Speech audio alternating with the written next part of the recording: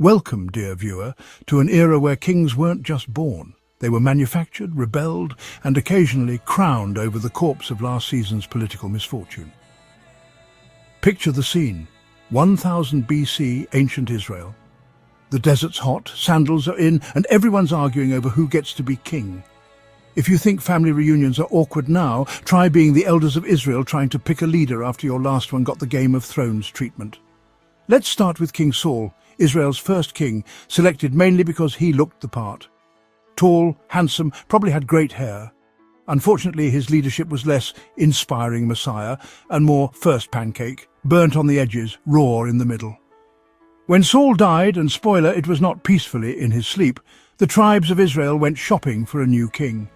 Enter David, the farm boy from Bethlehem who'd already rebelled once, because really nothing says leadership material like leading an armed mutiny.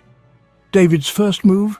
He set up shop in Hebron, which was basically the ancestral family crypt for the Israelites. Think of it as the Westminster Abbey of its day, but with more camels and fewer tourists. The symbolism was obvious. My family is literally buried here, so you can trust me. But after 7 years of haunted house vibes, David looked north and saw Jerusalem. Smack in the middle with a prime location and a complete lack of family squabbles. Imagine picking your capital city because nobody there already hates you. Innovative. Now, Jerusalem wasn't exactly vacant.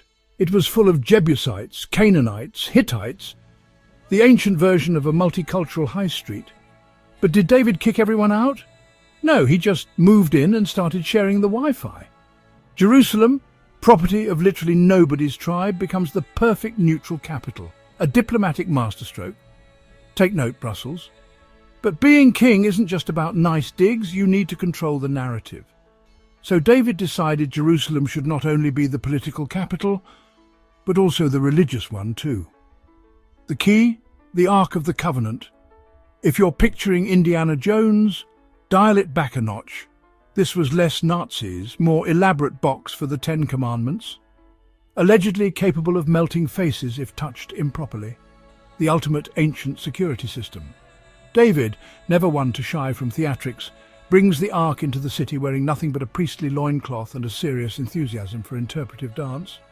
Picture your local mayor doing a TikTok in his underwear, and you're halfway there.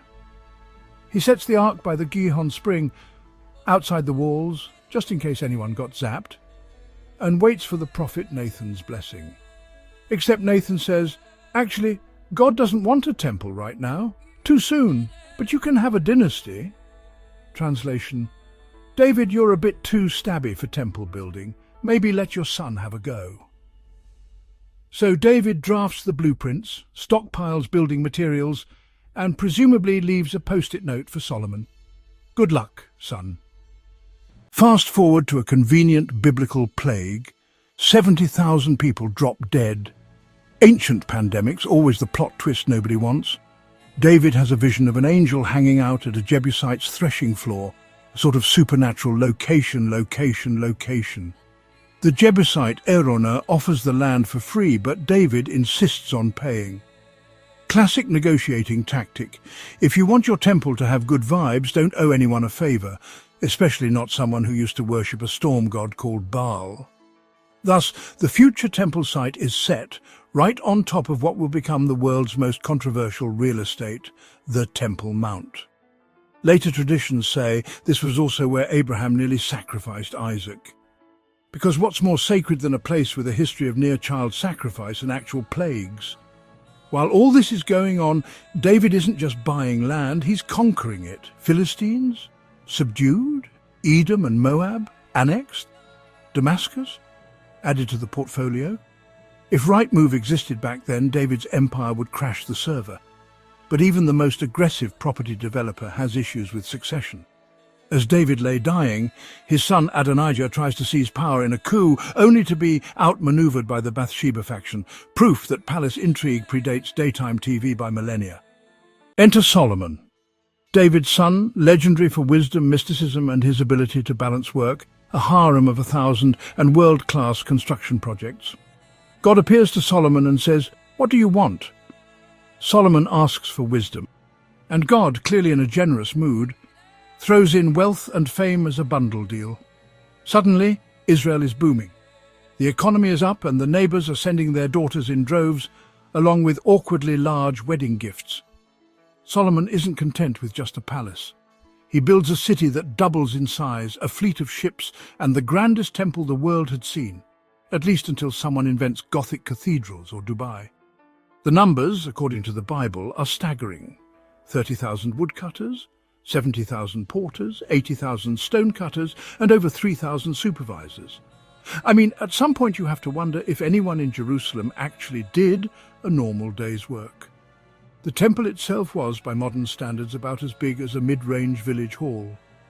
Impressive materials, solid, cube-shaped inner sanctum, and statues of golden cherubim flanking the ark.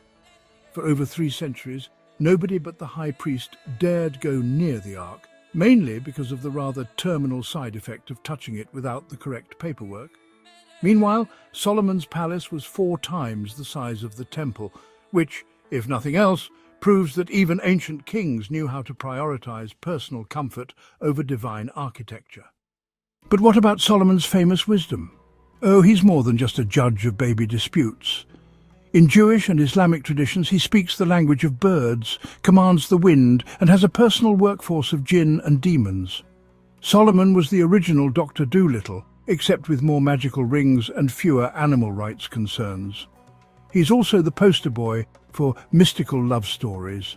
Enter the Queen of Sheba, part diplomatic envoy, part cosmic soulmate, and possibly the inventor of dramatic entrances. In one story, she converts after Solomon explains the secret of existence, proving that the quickest way to win someone over is with a good philosophy lecture.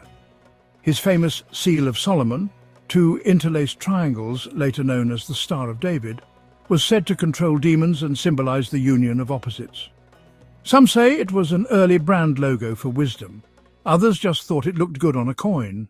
Either way, it's outlasted every dynasty. So, after all that, what do we make of David and Solomon's ancient Game of Thrones? Jerusalem chosen as capital because it belonged to no one. Politics at its finest. David denied the chance to build a temple because of his sword-swinging ways, but remembered as the founder of a dynasty.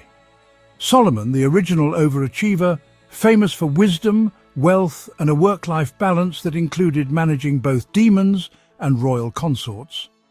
And the Ark of the Covenant, the world's most exclusive club for sacred artifacts. No touching, no peeking, and definitely no unauthorized dancing. What would you do with absolute power, a gold-plated chest of secrets, and a city at the crossroads of the world? Would you build a temple, a palace, or just a really big garden shed? So, viewer, what did we learn today? That history is never just about bricks, battles, or beards. It's about the wonderfully weird decisions that make us human. Drop a comment with your favourite moment or your pick for the ancient world's best king or any Easter eggs spotted. And don't forget to follow for more history drenched in sarcasm and dread, with tales from the time before Netflix, when drama meant surviving your own family.